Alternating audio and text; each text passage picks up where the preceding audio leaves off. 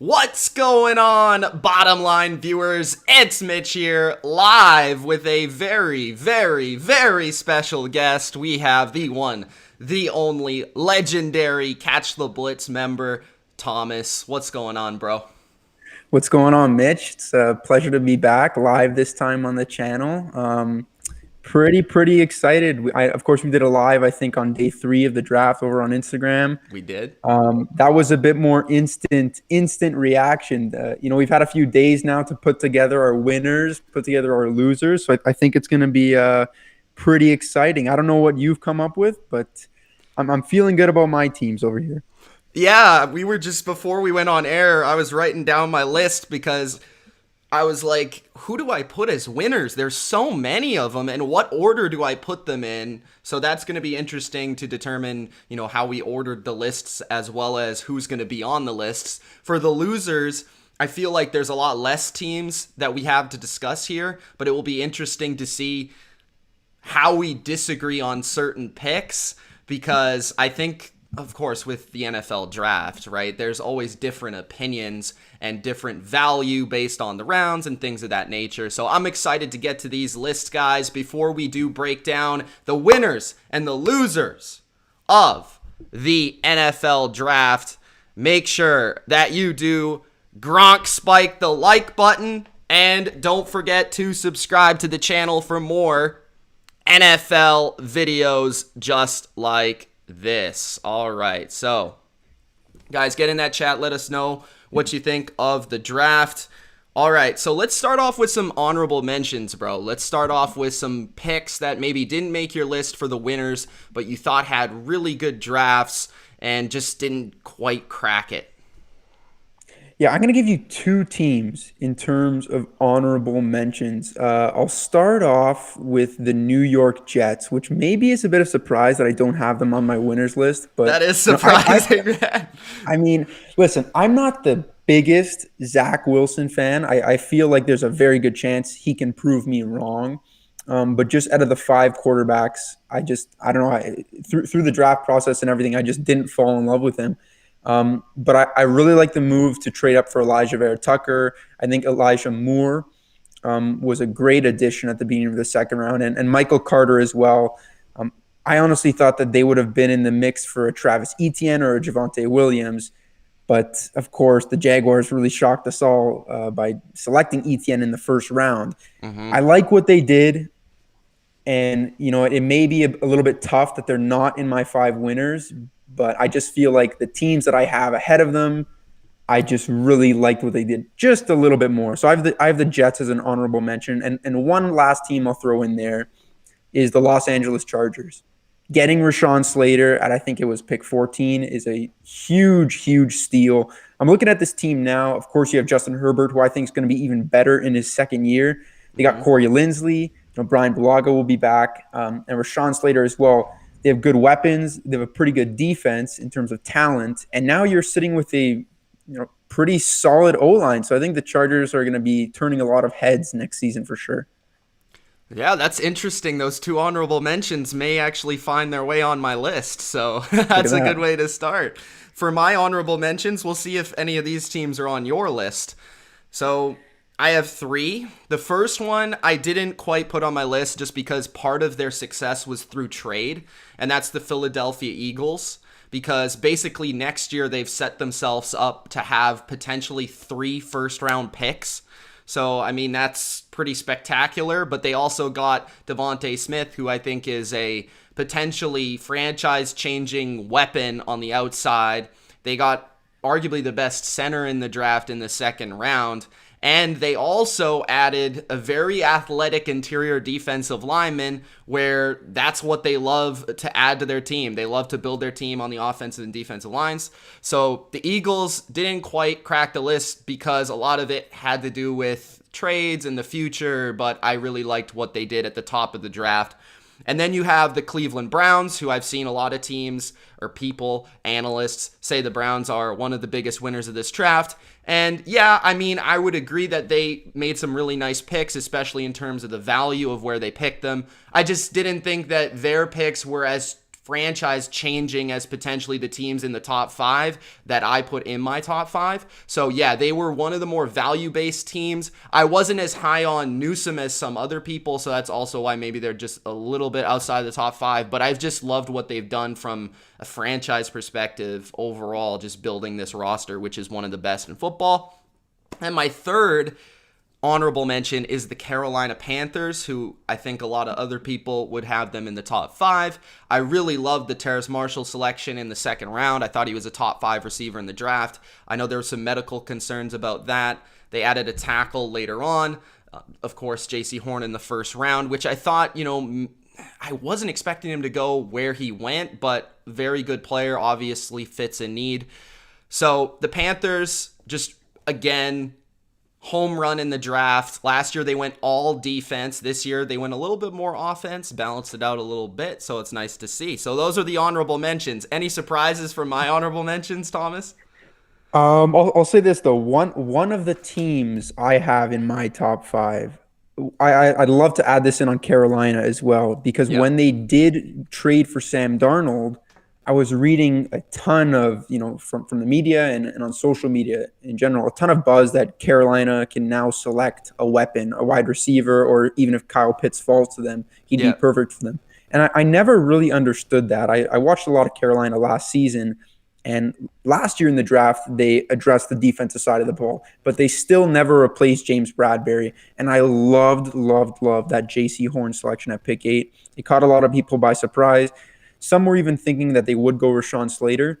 But I just think J.C. Horn, you're in a division with Mike Evans, Julio Jones, Michael Thomas. It's the perfect selection for the Panthers.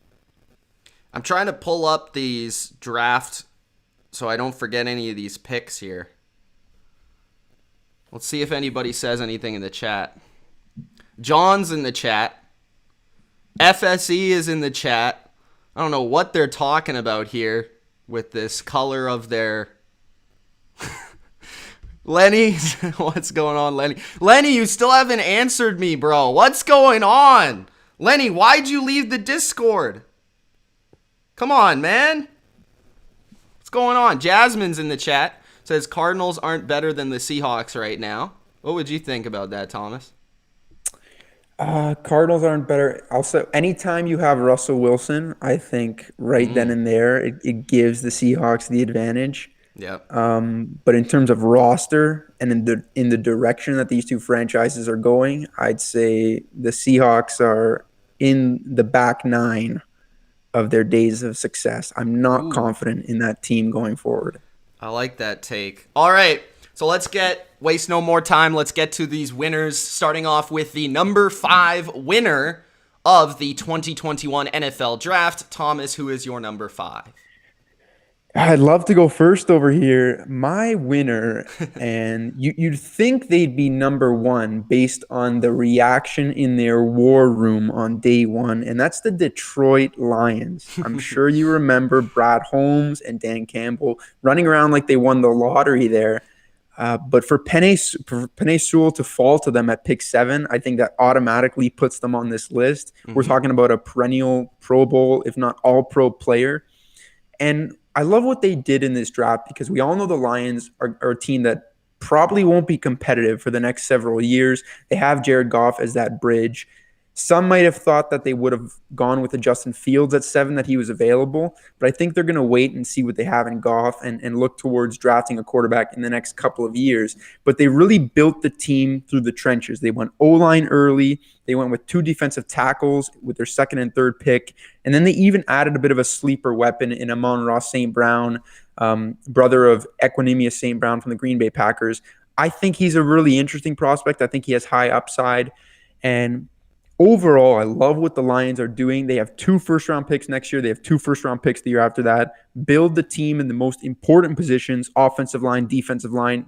I think they knocked the draft out of the park this year. Yeah, awesome draft. I can't really disagree with anything you said at all. I think it's going to be very, very interesting in terms of all of these teams, really.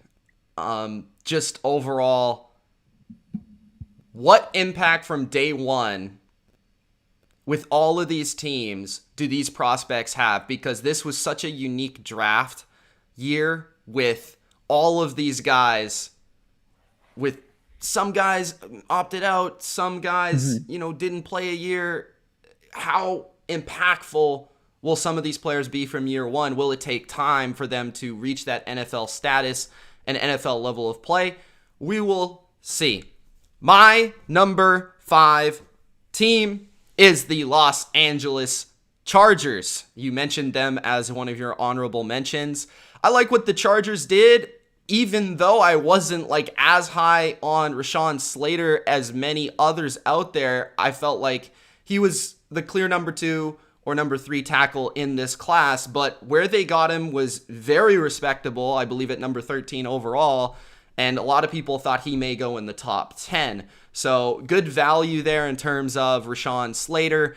And he's going to, from day one, he'll rather be a really good tackle or he'll slide inside and be a really good guard. So either way, you have yourself a winner with Rashawn Slater protecting Justin Herbert. Then in the second round, you have Ahsante Samuel Jr., who was one of my favorite, like late first, early second round picks in terms of going into the draft. That's kind of thought where he would land. Slides a little bit, but ends up going to the Chargers, and I think he's just a perfect scheme fit overall in terms of the new defense they're going to be running there with the Chargers. His read reaction skills, acceleration, ability to pick the ball off, ball skills, all of that. I don't know if he's going to play on the inside, outside, but I know he's going to be an impactful NFL player, and I think he's one of those guys that could be impactful from day one on a pretty good roster in the Chargers. And then they got Josh Palmer, a receiver, later on in the draft, which is interesting because I liked Guyton a little bit as that number 3, stretch the field, big play type of guy, but they just add another element in there. Maybe they saw some value. Overall, I just like the Chargers surrounding Justin Herbert. It just felt like this offseason they had a cohesive plan. Let's work on the offensive line. Let's protect Justin Herbert. Let's not allow him to play under pressure constantly. And then we'll pick and choose our defensive guys that we want to lean on in the draft and in free agency. So I just think the Chargers have set themselves up to compete in the AFC this year at number 5. Yeah, it's a balanced roster, definitely, for the Chargers. I think, when Justin Herbert is truly in his prime, we'll look at this team. Yeah. And maybe they're not filled with a ton of star players, but I think they'll be a team that's built with not too many holes. And that's very, very important in a division where you're going up against Patrick Mahomes every single year. I thought Ahsante Samuel Jr. was phenomenal. And of course, I already mentioned how big of a fan. I think Slater might have even been the best pick of the entire first round. I thought it was that good. But Chargers just missed my list. Nice to see them on yours. Yeah, I mean, if Slater's better than even I think, then this is an even better draft than I thought. So, so that's my number 5. Number 4, who do you have, Thomas? Number 4, I never thought I'd live to see the day that I'd be applauding this team for doing something. I think you're making that pick thinking that I'm going to say the Patriots right now. You're going to be disappointed. The Chicago Bears finally, in my eyes, did something right. I was very, very high on Justin Fields. Finally! Going to this draft. They traded up. They got who I think can be their guy. That already, to me, if you address a need as big as the quarterback position and you walk away with someone who can be your franchise guy, you're already a winner in my books. They went and got Tevin Jenkins in the second round at pick 39, who I thought was a first-round offensive tackle. And a bit of a sleeper pick I'll even throw in there too is Daz Newsome, who they got at pick 221 out of, I believe, North Carolina. Exciting player. And I think, who knows, maybe Justin Fields doesn't start week 1, but I think when he gets into this team, he takes over in Chicago. Hey, Aaron Rodgers could be out the door in Green Bay, which could leave this division completely Hey, you're sleeping open. on the Lions, bro. Come on, stop sleeping on the Lions. It's true. I just talked about how great the Lions draft was too. But I have the Bears at number 4. Justin Fields to me was a great pick. It was a great fit, and I'm excited to see what he can do in Chicago. That's interesting. I think, along with a lot of other people, totally agree with your selection at number 4, the Chicago Bears, especially for their first 2 picks, right? I mean, going quarterback, like as we discussed on the IG Live, it was like, I appreciate the boldness of what the Bears did. Yes, they gave up a first round pick. Yes, they gave up future assets, but they just went in and said, that's our guy, and we're going to go with him, and he's going to be our answer, hopefully. And then in the second round, Tevin Jenkins, as you said, first round talent in the second round. Though that's basically the draft right there. So Yeah. for my list, I did not have Chicago on my list, and it is because of the risk and reward nature of the draft. If I were higher on Justin Fields, I would have them on my list, but because I do see a bust potential with him, I did leave them off my list, but I definitely considered them because they did get a quarterback, they did get a tackle, although they just released their left tackle. Like, what's that about? I don't understand. That was a little bit questionable, but hey, you know what? That's outside the draft, so I kept Yeah, them. I just don't want to understand. focus It's on the the good with Bears. Chicago for once. Yeah. Yeah, you look at the Bears, you're like, oh, they just got their right tackle, their offensive line set. Oh, no, never mind. So, my number 4 is the Jacksonville Jags. And the reason they're not higher is because they picked a running back in the first round who's going to be their third down running back, apparently, in Travis Etienne. Now, I liked him, as I already told you, even more than Najee Harris, because I saw the burst and the playmaking ability in the open field to just break open runs. He's also a very good receiver. So I think eventually he'll become their starting tailback. But it all starts with Trevor Lawrence with the number 1 pick. And this is a guy that many touted as a generational talent. If he becomes that, this team is going to be good no matter who surrounds him, right? That's what a generational talent does. And even if he's not a generational talent and he's just good, which is probably his floor, he's going to be, probably a top 15 quarterback. So they got a starter long-term, 15 years for their franchise that they've never really had before. So congratulations, Jacksonville. But I really like what they did in their secondary as well, getting one of the best safeties in the draft. Fell to the third round, Cisco out of Syracuse. He did have, I believe, missed a year. I think it was because of injury. But you just see him just fly around the screen and make plays all over the field.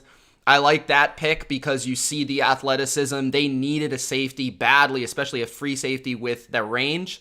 And then also, I know some people were high on him, some people were low on him, but Campbell, the cornerback, 33rd overall, I was high on him because of his man-to-man abilities and because of his athleticism.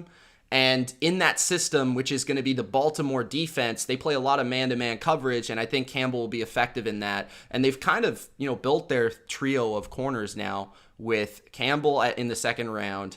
They got Griffin, as we discussed in free agency winners and losers, and they also have, of course, CJ Henderson. So they have a pretty good trio of corners now, in my opinion. So overall, what Jacksonville did, I like. They got some offensive playmakers, they got some defensive playmakers, and this roster is a lot better after the draft. Yeah, I mean, I do like what Jacksonville did, but it's at the point where I'm gonna need to see it before I believe it with the Jacksonville Jaguars, just because they've been so bad for so long. Hopefully, Trevor Lawrence can come in and change things around there. But I think they are on the right track in terms of surrounding him with the right tools to succeed early. But yeah, it was, if I'm a Jaguars fan, I'd be just so excited for what the future has to offer right now. I think it was interesting specifically for them because they had a college coach coming to the NFL. So Urban Meyer potentially had more information on these second, third, fourth, fifth rounders than a lot of other coaches because he was at that level scouting them, basically trying to game plan for a lot of them. And so that's going to be interesting to see if, like Pete Carroll in about 2012, he hits some of these later round picks out of the park. But we'll see. We don't know yet. Your number 3, Thomas. Number 3, and this is where now you can really smile and bask in all the glory that I'm about to give you over here. It's no secret that Alabama has been a college football juggernaut for a very long time, and for this team to go and get 2 Alabama players with their first 2 picks, and not just that they drafted them, it's the value that they got them, how they got them, where they got them. It was very unexpected for Mac Jones to be available at pick 15, for Christian Barmore to still be there in the second round.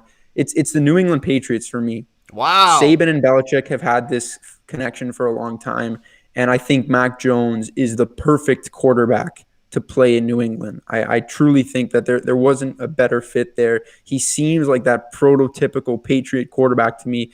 I think he has the work ethic, the IQ, and everything. And when Belichick gets to work with him, I truly think that they're going to have a lot of success together. Barmore in the second round was just a bonus.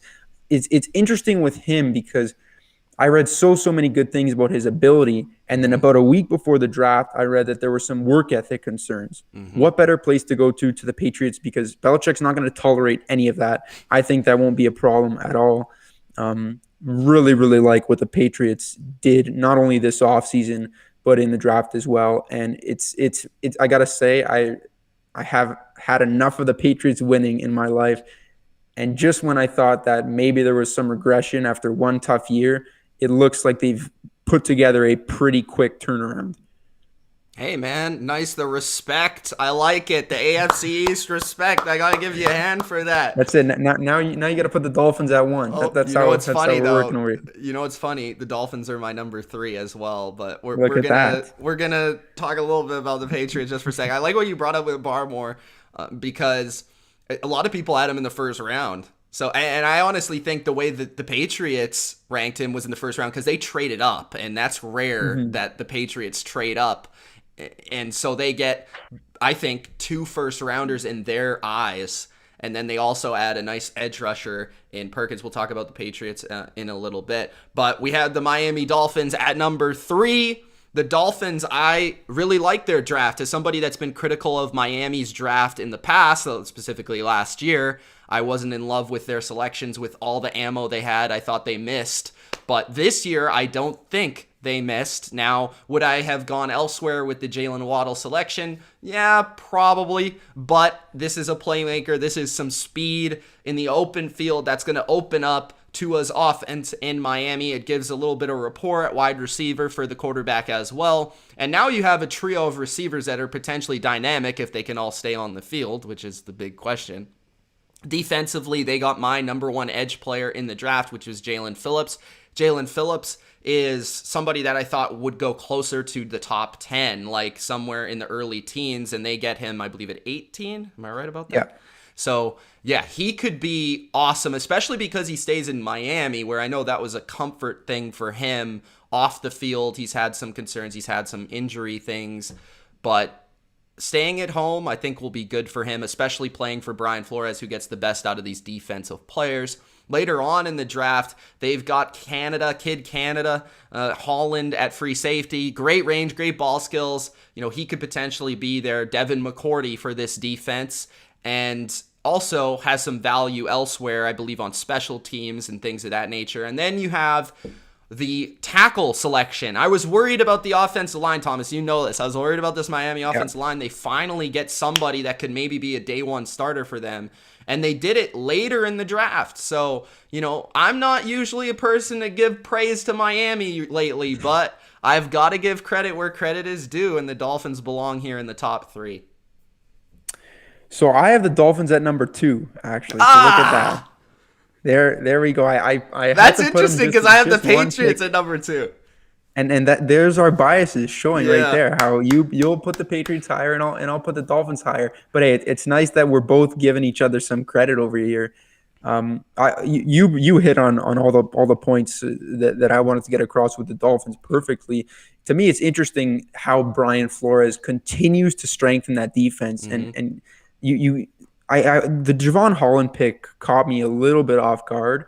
But a year ago, I was really hoping they would take a safety, and that didn't happen. This year, we went out and got a safety. I heard someone say that he can be our Minkah Fitzpatrick. I think that's a bit of a long shot just because Minkah Fitzpatrick's a proven all-pro player now. But I'm really excited about this kid. I think Brian Flores is going to get really creative how he uses him. We've got a lot of depth on defense. The one position I want to touch upon is the offensive line because I know how concerned you were about the offensive line. And this is a big year for it. At left tackle, we have Austin Jackson in his second year. Left guard, Solomon Kinley, 4th-round pick from a year ago. I thought he was actually really impressive for being a 4th-round pick and starting from day 1. Center to me is the only question mark still on this offensive line. We signed Matt Skura from Baltimore. From what I've heard, he was a Pro Bowl caliber player the year Lamar was MVP. He was maybe the 32nd best safety or second best center last season. I specifically remember the Patriots game on Sunday Night Football. I know it was bad conditions, but he was snapping the ball over Lamar's head. It was a disaster. Hopefully, he had an injury. If he can get back to 100% health, he can improve the offensive line. Right guard, we have Robert Hunt, who, again, is only in his second year. And right tackle, it sounds like Liam Eichenberg at Notre Dame, who we just picked 42nd overall, is going to be the starter. So it's a very, very young unit. It's a young team in general. But if we hit on the picks, and I think with proper coaching and proper development, we could be looking at a team that is very strong across the board and has a lot of depth for years to come. But it is still, the project is still in place. I think we're far from a finished product at the moment. I think the interesting thing, what you said about it being a young roster, is with the limited off seasons of the last 2 years, like last year and now probably this year as well, how much development can you get in these young players? Yeah. Like, that's the thing. Like, Miami might not be at their peak until they're having to re-sign all of these guys, in year 3 or year 4. And maybe they are one of the AFC contenders, and it's like, oh, we just started because we just developed all these guys, Yep.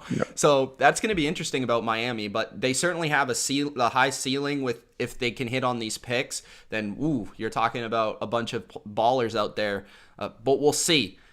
I would say about the offensive line is I like the approach this offseason. I would have picked Sewell if I could. No, it's a completely fair argument, yeah. Right, but I think what they did is, like, DJ Fluker, like, you didn't mention him, but he's on the roster. Like, they have almost a D-line approach to the offensive line where they have, like, 2 waves of potential starters, and it's like finding the best 5 out of the 8 or 9 or 10 guys that they have. So I think at the end of the day, if they can ultimately find an offensive line that is just average this year, that will be much better than what they had before. So that is the hope, I think, in Miami. Let's hope so. Hopefully we can protect Tua and he can connect with Waddle and we can take down the Patriots for at least the number 2 seed in the AFC East. We'll see. It'll be interesting this year for sure. Yeah, the AFC East is going to be fun, bro, because at number 2, I've got the New England Patriots. The Patriots, the reason I have them above the Dolphins is because I think it's potentially a franchise-changing draft, and that was kind of the difference for me. I understand that the Dolphins got a lot of good players, but none of them were a quarterback. So Mac Jones at number 15 was, to me, a steal, as he was in my top 3 quarterbacks. And he is somebody that I think from day one, if they needed, could start. I don't think he will play this year. I think it will be Cam's team unless Cam is an absolute disaster. But I think they want to give the opportunity to Cam first with the new weaponry and the new team around him. Mac Jones, though, I'm in love with the guy's processing ability, his accuracy, his work ethic. Everything about the player I love, and it screams Patriots to me. And I think he's going to work really well with Bill Belichick. I think, he almost said like he wanted to go to New England. Like he didn't care where he's drafted. He wanted to go to New England. And I honestly believe him because Nick Saban, Bill Belichick, obviously there's some carryover there. And I think Bill Belichick is getting a guy similarly to Tom Brady, not in ability, but in the love of the game. And that is somebody he can work with at the quarterback position because he'll get better. So then later, they have a pick that kind of surprised me in terms of the trade up. As I mentioned already, they never really trade up. And usually when they do, it's for a player that's way higher on their board than anybody else. And that was Christian Barmore out of Alabama. As you stated, he didn't play like a lot of snaps at Alabama because they had so many good players, but when he played, he was so effective, especially as a pass rusher, which is where he could be a difference maker for New England day one. Maybe he develops into a 3-down player as his career goes on, but early he could be a 3rd-down guy, pass rush situations, and really come in and cause havoc in the interior. PFF had him as a top 15 player, so to get that type of player in the top 40 is awesome. Perkins off the edge is to me, one of the better pass rushers in the draft. He's not well-rounded as some of these other guys, but just from production standpoint, he put up a lot of sacks and limited action, and just looks with his hands and with his explosiveness off the edge. He could contribute to the pass rush as well, which was a weakness last year. Later in the draft, they add a linebacker from Michigan who seems to have some promise coming off of an injury. They added to the offensive line, wide receiver. But it's mostly about those top 3 picks. And I think what New England did was address their front 7 and their quarterback position, which to me were their 2 biggest needs. I would have liked to have seen a receiver, a little bit earlier, but I understand that they spent so much money at tight end and wide receiver this offseason, and they're not good at picking them, so I can be like okay with them not selecting one because I know he's likely to be a bust anyways. I think this team looks like a Bill Belichick team again. It does. Running back group by committee, high IQ quarterback, strong offensive line. The 2 tight end formation that I'm sure you guys are going to really, really trouble teams with this season, and a strong defense, not only with strong players in key positions, but also a ton of depth and a ton of guys that can just come in where if you're just a neutral football fan and you don't pay too much attention to the Patriots, you turn on the TV, you turn on the game, and you say, okay, who's this guy? How come I've never heard of him before? But somehow he's making plays. That's the Bill Belichick identity in a way, and I think the Patriots are going to be back to that this year. Yeah, I think the 2 last teams we just talked about, New England and Miami, I think they both will have very good defenses. I'm really excited for New England's defense this year. I think they're going to be awesome. So, your number 2, my number 2. Who is your number 1 winner of the NFL draft? Number 1, I believe this was an honorable mention for you. Okay. And I understand what you said. It is not a franchise-changing draft. But when I look at what this team did in free agency and look what this team now did in the draft. This is just the draft, Thomas. We're not. No. Okay. Well, okay. That's fair. But after free agency, they had a real honest look at their team. And they said, okay, how can we put ourselves over the top? Mm-hmm. And I think they did that. And I think that's the Cleveland Browns. You look at them last year, they did not have the defense to be the top team in the AFC North. Now, I look at this defensive unit as a whole. I don't see any question marks. In the draft, they went out and they got Greg Newsome, a real tough corner. I think he's the perfect pair beside Denzel Ward. And they have Troy Hill as well there from the Rams that they signed in the offseason. So they strengthened the secondary. Then in the second round, they went and got the guy that I thought would have been the lock of who they should have taken in the first round, and that's Jeremiah Owusu-Koramoah from Notre Dame. To me, linebacker was also a big weakness on this team. They went out, they got a guy that many considered to be the best linebacker in the draft, if not the second best linebacker behind Micah Parsons.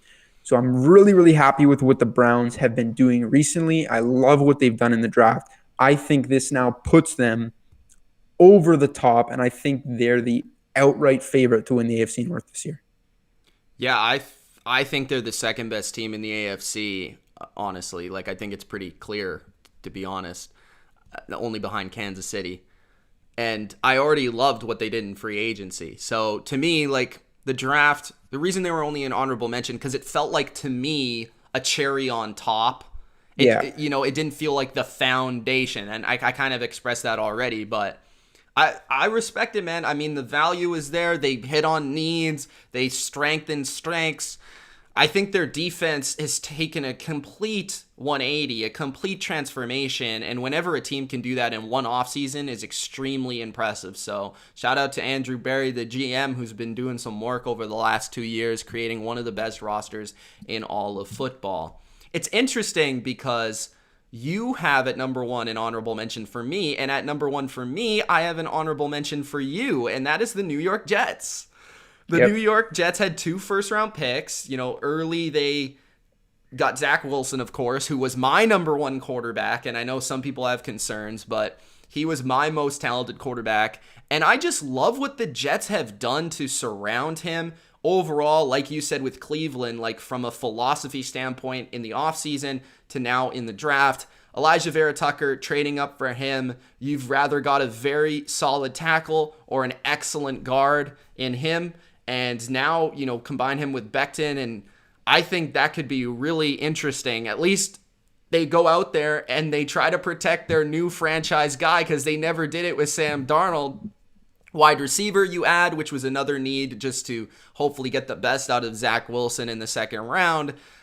I just love what the Jets did here, and usually I don't, because they always seem like they're a team that doesn't know their plan. They don't know their really philosophy for the draft and for free agency, but for the first time in as long as I can remember, they have a cohesive vision of what they want this roster to be, and it felt like they hit on every area they possibly could this offseason.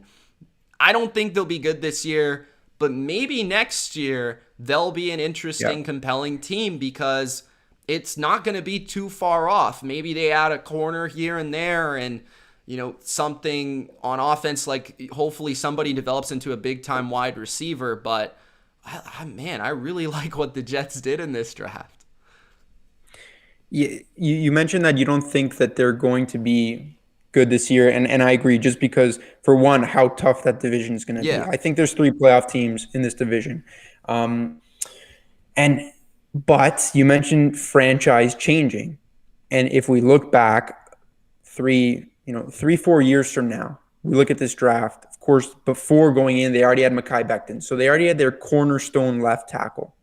Now you add franchise quarterback, Zach Wilson, Elijah Vera Tucker, another guy who's going to be a key ingredient on that offensive line going forward. Mm-hmm. If Elijah Moore can transform himself into a number 1 wide receiver, right now they have Corey Davis sort of in that spot. I believe they still have Jamison Crowder, Denzel Mims, who I do like. Keelan Cole too. They have an interesting few receivers. Somebody will play well. Yeah, no clear-cut number 1. Yeah. Corey Davis had flashes last season, but for a guy who was a 5th overall pick, it's been a disappointing career so far, I guess. But the Jets, there's reason to be excited. Michael Carter as well. Yeah. We've seen in the past guys like Aaron Jones, who was a 5th round pick, turn into a star running back.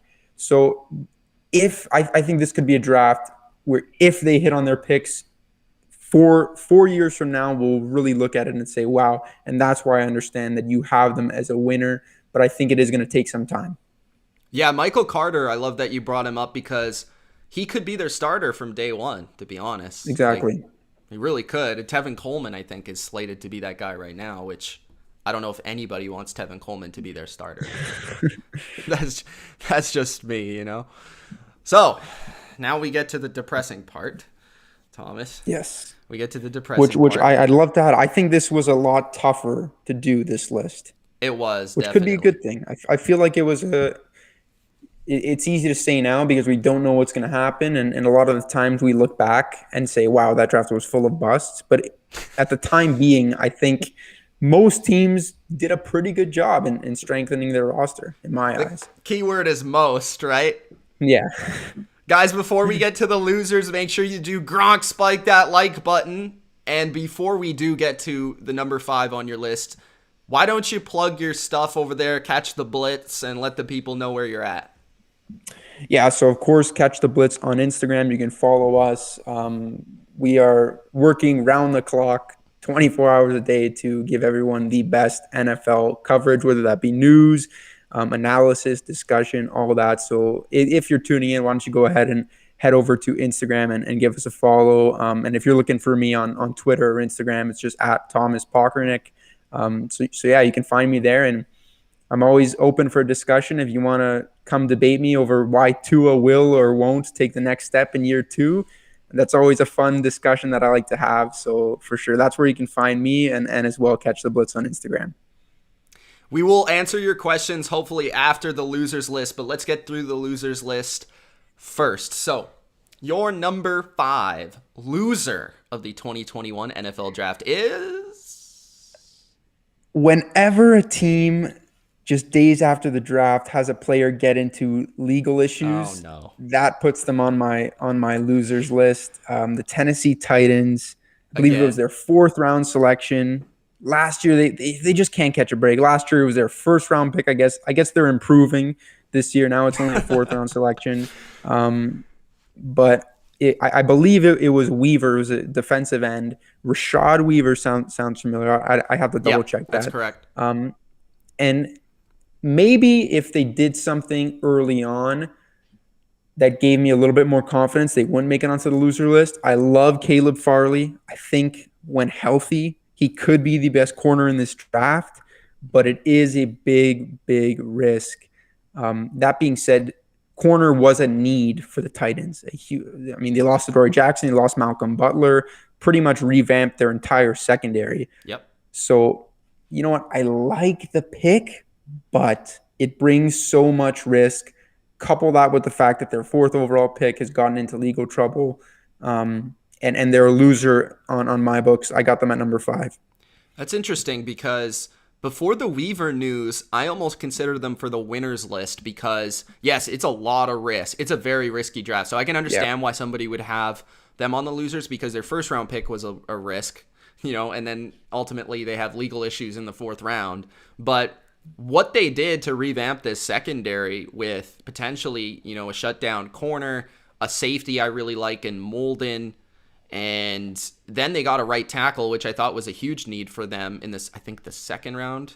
So I thought they hit on a lot of their positions of need, but I do agree with you that the risk could definitely make them a loser. But it just goes to show you that losers in some people's minds could be winners because in the draft this year, there aren't a lot of clear losers. So let's start off with my number 5, and that is the Houston Texans. The Texans are a loser. I know they didn't have a first or second round pick. Now, that's part of the reason they're losers, okay? Yeah. But the third round pick, you pick Davis Mills, who I'm not very high on. Now, some people were in the NFL circles. I even heard him about first round buzz, which I never bought into. But that's interesting, okay? But Sean Watson, he's just completely messed this franchise up. Like, they basically used their third round pick to set a statement. That's what they did. Yep. Like, I don't even know if it's about the talent. They just, on a run of quarterbacks, I think Kellen Mond, Kyle Trask went, they're like, oh, let's pick up Davis Mills. That's what it kind of felt like to me. They traded up for, players when they need players on their team. Like, they need to try to swing with more picks to get an impact player on this roster. Instead, they use their picks to trade up in the later rounds. Like, I don't really ever love that personally. And I just don't know if they will come away from this draft with anyone that's good. Like, to be honest with you. So whenever that happens, I can't say you're not a loser. Don't want to spoil too much about my list, but we will be talking about the Houston Texans later on. Okay. I think you said it perfectly. They could potentially miss out on an entire year of the next wave of players in the NFL. That's never a good thing. I guess I'll go into my number 4 team now. Uh-oh. And I had a tough time with this one because the player that they selected in the first round, I really, really do like. I'm taking the Denver Broncos as a loser. Ooh. So to me, unless Aaron Rodgers is your quarterback next year, which right now I seems almost like put them on my list, by the way. Big long shot. Yeah. So listen, I love Patrick Surtain. I think he's going to be a solid starting quarterback, and he has a very high upside. They already have Kyle Fuller. They already have Bryce Callahan. Did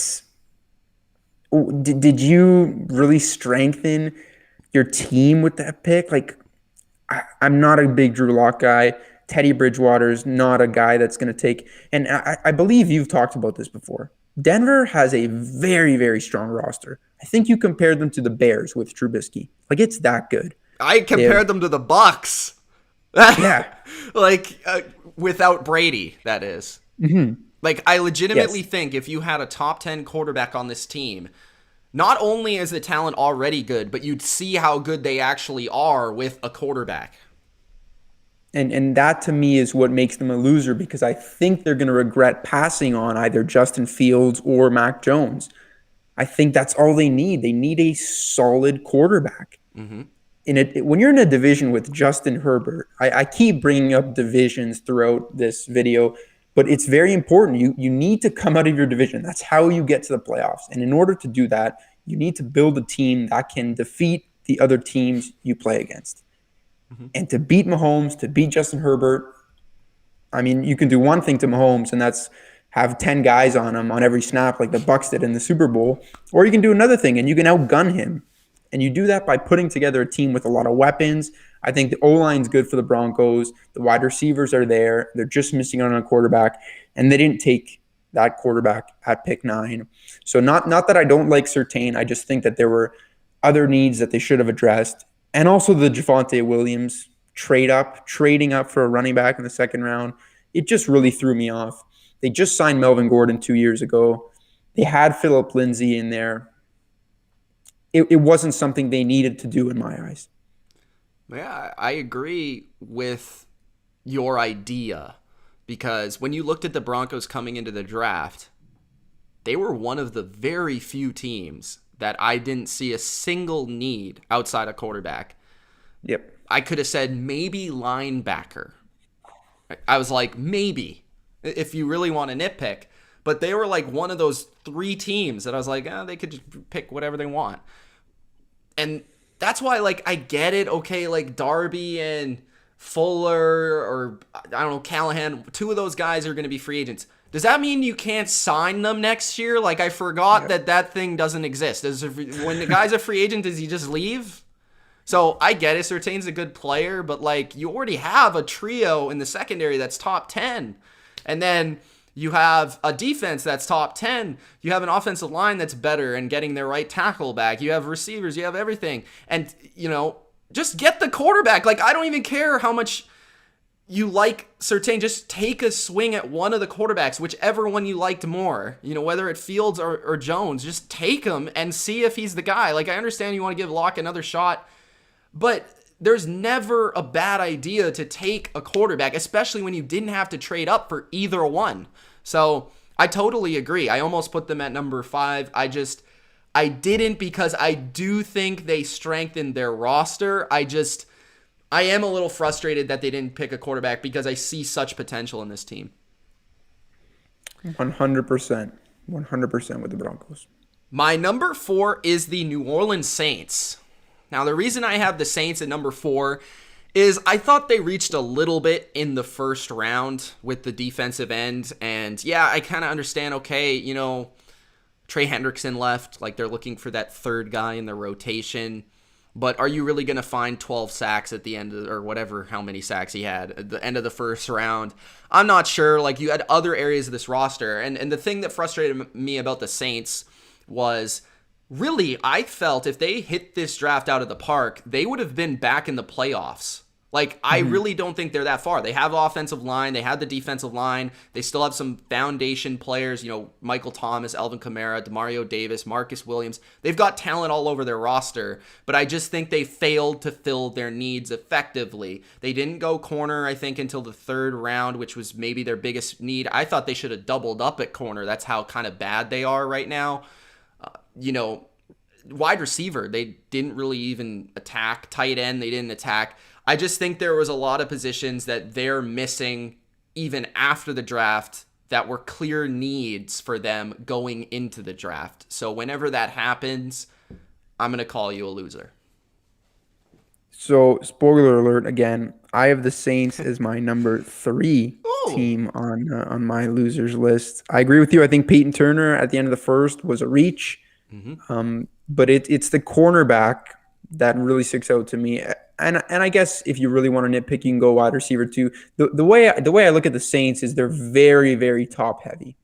Yeah. So they've struggled to find a pair for Michael Thomas for years now, and they've struggled to find a pair for Marshawn Lattimore for years now as well. Like you said, I believe, was it the third or the 4th round until they took a cornerback? Third, I think it was the third round. So to me, the day of the draft, there was buzz that they're trying to trade up into the top 10 for either J.C. Horn or Patrick Surtain. There was buzz that they were trying to trade for Mac Jones. Yeah. So that's interesting. I don't know. And speaking of Mac Jones, they also took a quarterback, and that was Ian Book. And I believe the 4th round, which to me is also felt like a reach. So you started off with Peyton Turner. Didn't like the value there. Corner, they never took a corner high enough in my books. And then Ian Book, I don't think he's ever going to be the starter. You already have some weird quarterback battle between Jameis Winston and I'm blanking on his name right now. Taysom Hill. There you go. Taysom might start at tight end now that I think about it. Yeah, Tim, I wouldn't be surprised if they bring in Tim Tebow to play quarterback and tight end as well at the point where the Saints are right now. So to me, they came away as the draft as losers, and I got them at number 3 on my list. Yeah, I think you'll see in my power rankings, which will be out soon, but I moved them down definitely, and I almost feel like they've almost slipped from that number 2 spot in the South due to their offseason, but we will see when that comes out. Wink, wink. All right, number 3 is the Green Bay Packers. Now, you could argue they're number 1 just because Aaron Rodgers' situation, but I'm not really going to involve that. But I do feel they just about reached in every single round that they had, at least according to consensus. The cornerback Stokes in the first round, I get it. He ran a 4.25, bro. He can't cover. He can't go sideways. So, like, I mean, can you really cover anybody? I like that they picked a cornerback in the first round. I just thought they picked the wrong one. I thought there was like 2 or 3 or 4 other guys that were better on the board at the time. So I wouldn't have even been mad. They wait to pick a receiver until the 3rd round, and it's Amari Rodgers, who is like not really a sexy prospect to me. I mean, he might be a serviceable number 3 receiver in the NFL, but I never see him being an upside number 1 or number 2. And that's what they need. They have Alan Lazard, who is like the prototypical number 3 possession receiver. They don't need that guy. Okay? Mm-hmm. They need a number 2, try to hit it out the park with that pick. And then the 2nd round, I think they picked a center who a lot of people felt, I didn't look into him as a prospect, but just from consensus, felt like he was a reach a little bit with better centers on the board. I believe the Chiefs got the better one just a pick later. Humphrey, yep. So when you look at this draft, I was hoping the Packers would get some difference makers for Aaron Rodgers, and I just feel like they failed to do that, even though they addressed a lot of their needs by position, corner, interior line, and wide receiver. There's a lot of overlap here on the losers list. Packers are my number 2 loser. Man, well. Why did we? I guess the losers was easier, like in terms of identifying the clear losers, right? So, like you said, a lot of times they had the right idea, and they were kind of put in a very tough position with the Aaron Rodgers situation earlier on in the day. But let's be honest, that's their fault to begin with, dating back from last year. So, like, Corey Linsley left this team. They went and drafted a center, like you said. Makes probably sense. Wasn't the right one based on consensus value and rankings. Listen, I don't know where the Green Bay Packers are at right now. I did a podcast this morning, and we spent a lot of time talking about the Green Bay Packers. It's where is the direction of this team? Is Rodgers staying? Is he going? I have a very hard time seeing them trading him and coming out of that trade as a winner just because of his age. And I still think they're in a Super Bowl window with Rodgers. And if all stays the same, and if Rodgers is under center in week 1, I don't think that this draft helped them be any better than they were going in. Yeah, I love what you said about the direction, because every year I expect the Packers to be that team like the Browns this offseason, where it's like, let's just try to become like the Super Bowl contender that we know we can be.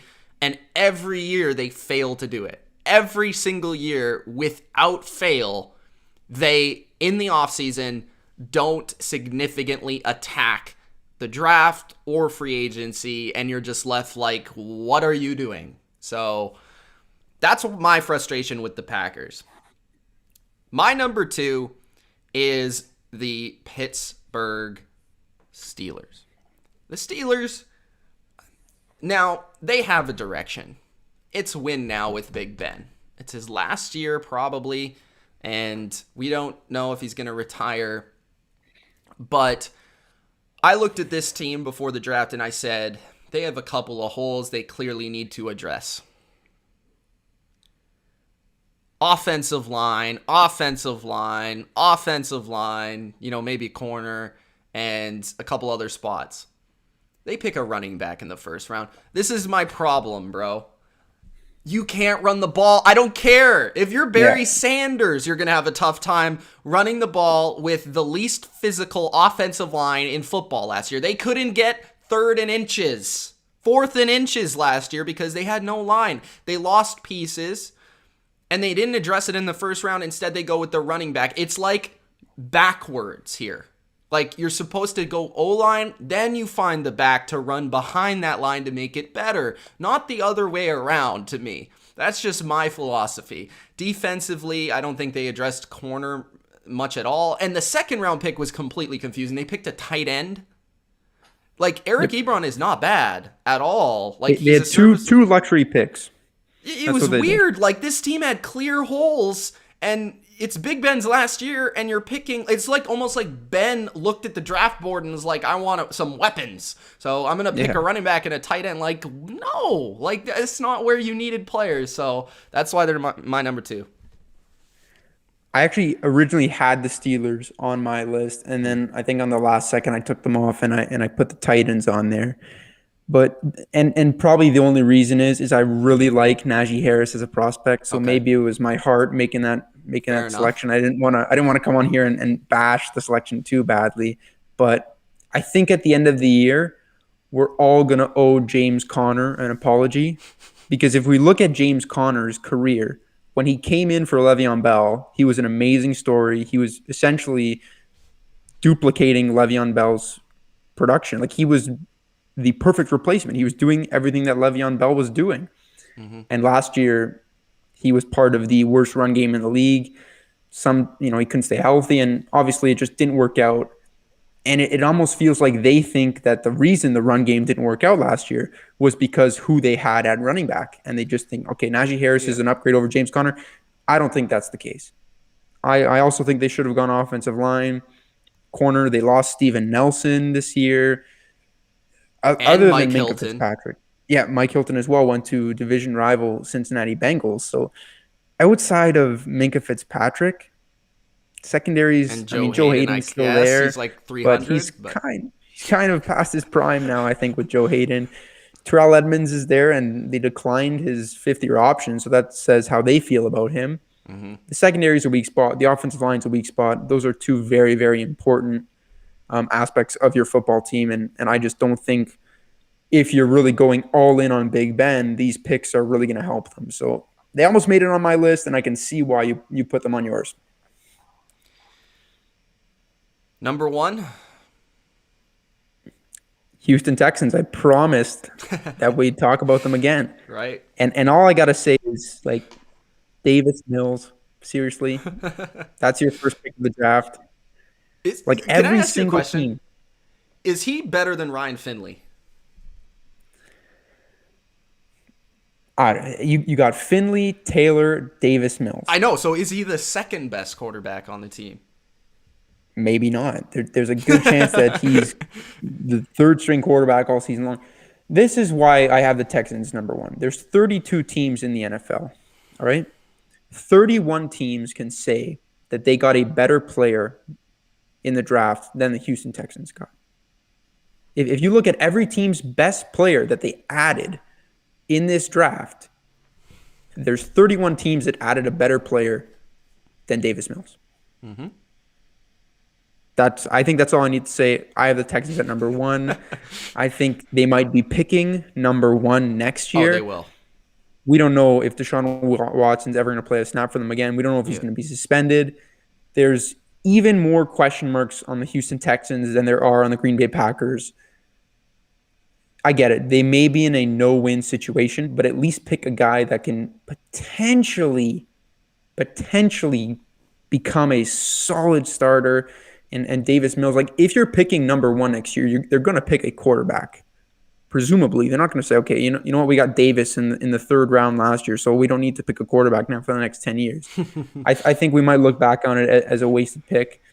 And you know what, I was decently high on Davis Mills going in, but it's not the right fit for me. The logic is like, okay, so we're going to be the worst team in football, and then we're not going to pick a quarterback first overall? Yeah, I don't understand it.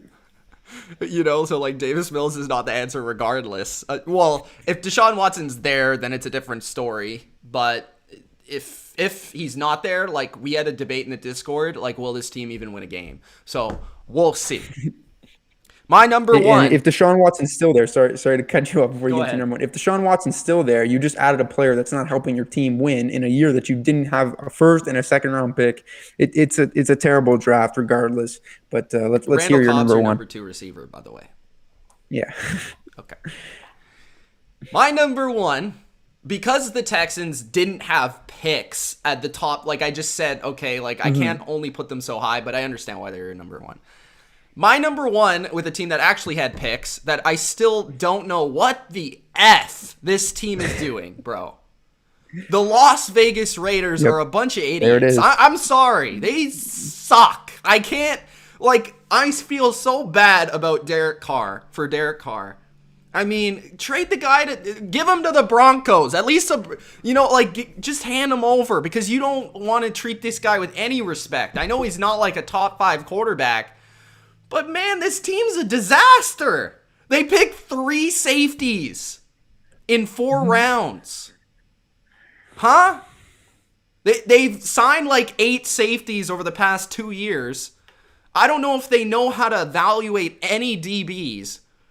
Their offensive line, they pick a guy in the first round who was like a second round pick. And everyone was like, huh? Like, what was this pick? So, the Raiders, I wasn't even, like, Morig for a lot of people was their number 1 safety. Like, he was, like, maybe my number 3, number 4. So, like, that's also a reason they're number 1. Is because even their best pick, I'm not as high on as a lot of other people. But I just don't get it. Like, this team has so many holes, and they pick one position 3 times, and they pick a lineman where you could have traded back with all the holes you have. You could add more assets to your team and still get that player.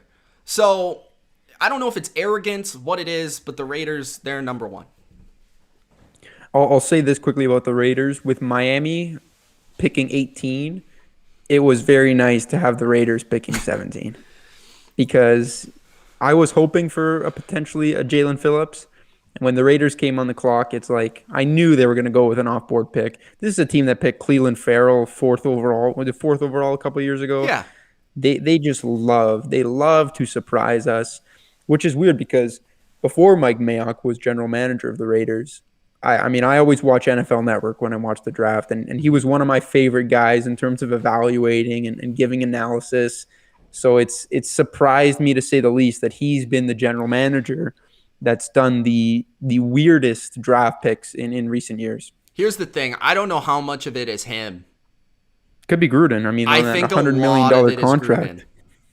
Yeah. Think about the contract he has. Like he's definitely calling his shots there for sure. So, Mayock, I don't want to put all the blame on. It's probably a bit of both. Yeah. I just can't get over. I always want the Raiders to be good because the NFL is better when the Raiders are good. And they just continue to frustrate me, but they're my number 1 loser. All right, guys. So, those are our winners, our losers, our top 5. If you guys have any questions, we'll stick around for a bit here, I guess, and answer some of your questions. I know Lenny is extremely mad at me for having the Raiders at number 1. Lenny also wrote a poem for Mac Jones when he thought he was going to go number 3 to the 49ers. So that was upsetting for him. A-Fix is in the chat. To be fair, they got Morig, and if you swapped him and Leatherwood, it would have been fine. But, okay, here's the thing. We just brought up Jalen Phillips. This team, since losing Khalil Mack, I understand they signed like Yannick Ngakoue and all that. This team's been looking for a pass rush for like 4 years, and they just passed on maybe the best edge rushers in the draft. Like,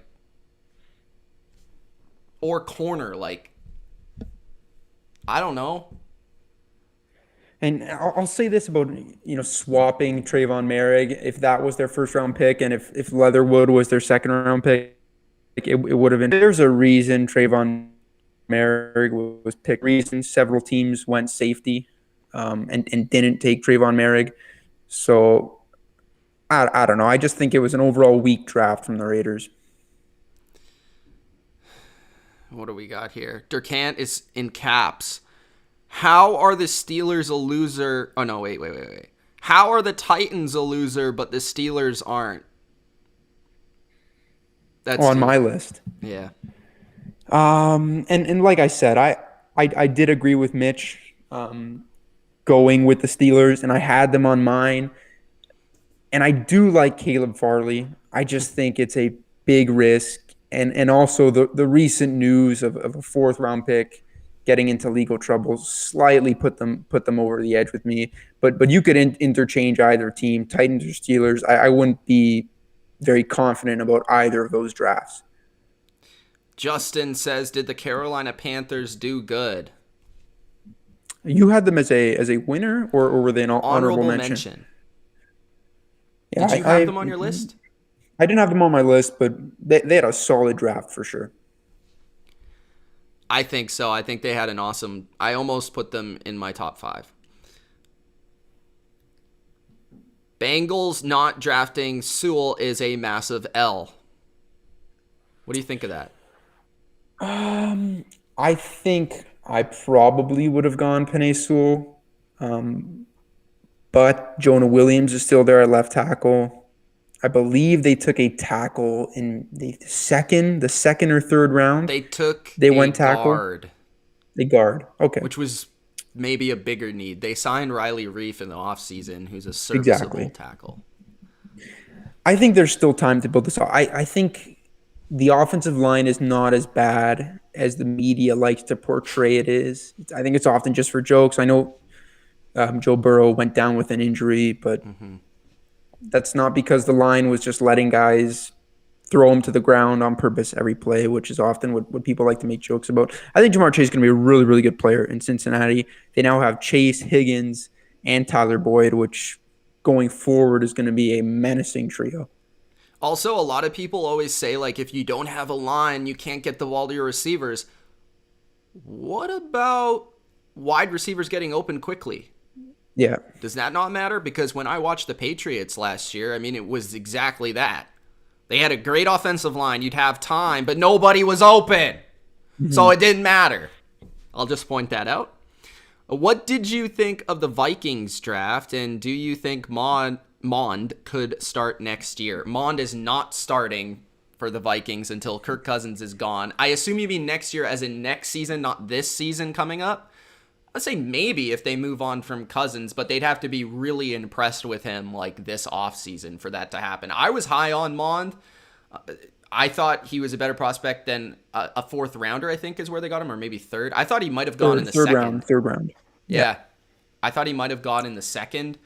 Overall, I like the Vikings draft, especially with their first round strategy to trade back, gain extra picks, and address the offensive line. I think the Vikings are going to be really good.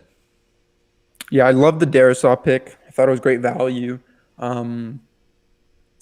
If their defense gets healthy this year, because it was terrible last year, but they had a lot of injuries, I think they'll be a much better team. I did read a report that they wanted Justin Fields, so it does sting a bit that he went to the Bears. And I don't think Kellen Mond has the ceiling of Justin Fields. Who knows? Kellen Mond could end up being maybe a Mason Rudolph situation where a couple of years ago, the Steelers picked Mason Rudolph when Big Ben had a couple of years left, and many thought, okay, he could be the guy after Ben. Just turned out he was a backup for the team now. So who knows? We'll see what Kellen Mond has in store for the Vikings. I will say I think he has more upside than Mason Rudolph, but Who knows? Probably. Michael Preferred asks for division leaders. Do you want to run through your division picks? Eight division leaders. Okay. We'll start off in the AFC. I'll go Chiefs, Browns, um, Dolphins. Colts. I'll go bold and say Dolphins just because I'm on the YouTube Whoa! channel over here. Yeah. But I think you could put any of the three in the AFC East. I think it is going to be a really good battle. I think the Patriots and the Dolphins are going to push the Bills a little more. I'll say this about that division. The fact that the Bills, nobody ever thinks of this except for Patriots fans. The number one schedule in a division is a lot of times a difference maker in the next season. Yeah, and I think just because of how that Week 17 game went last year with the Bills and the Dolphins, a lot of people seem to forget that the Bills were only one game up on the Dolphins for most of the season. I think the Patriots and the Dolphins both closed the gap, so it is going to be closer next year. So that's my AFC. I'll give you NFC now. I'll go Rams, Packers again. I don't think any of the teams are going to be able to compete with the Packers once again. And the last two, Bucks and Cowboys. That's it for me. I like it. A lot of people are saying Washington in the East. What do you think of that?